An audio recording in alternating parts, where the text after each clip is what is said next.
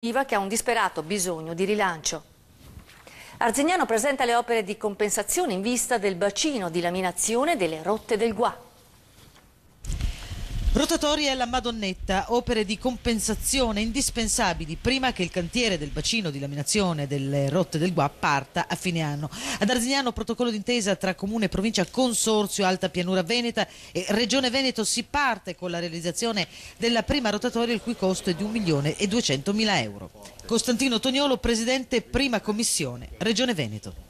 Nell'ambito poi del bilancio della Regione abbiamo destinato parecchie risorse economiche e finanziarie per la salvaguardia idraulica.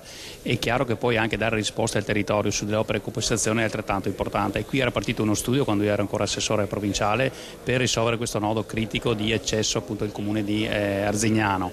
Un accordo che di fatto segna la fine della fase preliminare e l'inizio di quella esecutiva. I nostri microfoni, Giorgio Gentilini, sindaco di Arzignano.